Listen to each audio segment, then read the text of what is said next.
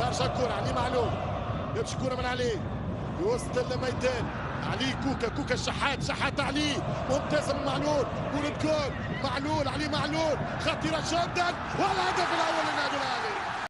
السلام عليكم ورحمة الله وبركاته. ازيكم عاملين ايه؟ يا رب تكونوا بخير. طبعا انا بدأت الفيديو بالهدف بتاع حسين الشحات في يانج افريكانز، لان بصراحة الهدف ده عجبني جدا جدا جدا وملعوب بطريقة ممتازة واكتر من ممتازة.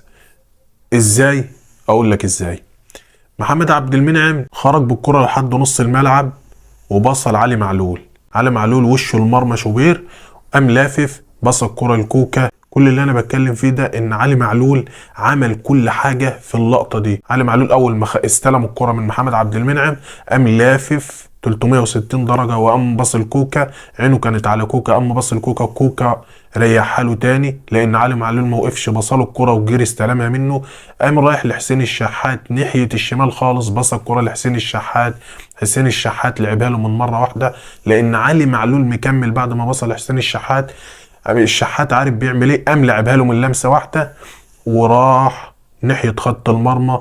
طبعا علي معلول جري 35 ياردة تقريبا ولحق الكورة اللي هي اصلا كانت المفروض ان هي صعبة، لكن علي معلول اللي احنا بنتكلم عليه وبنقول كبير في السن وعلي معلول خلص كورة، قام جري وراح استلم الكورة. تعال بقى هقول لك المهم في اللقطة دي، مش المهم ان علي معلول جري وخد الكورة، مش المهم ان علي معلول لحق الكورة، المهم في اللي جاي ان بيرسي تاو داخل منطقة الجزاء وبيشاور لمعلول بعد ما معلول لحق الكورة. كمان موديست جوه منطقة الجزاء على حدود ال6 ياردة، وبيرسي تاو كان داخل يقطع القريبة وبيشاور لمعلول، لكن معلول وما ننساش ان عمرو السولية كمان كان واقف على قوس ال 18 فاضي خالص، وعمرو السولية طبعا دي حتته ورجلاه تقيلة جدا.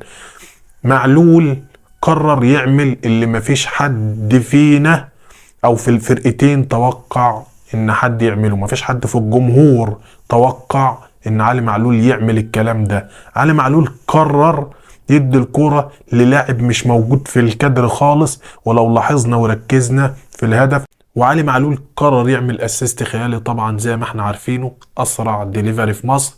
والحمد لله على الفوز، ومبروك لكل جمهور النادي الاهلي، وان شاء الله البطولة ال 12. سلام.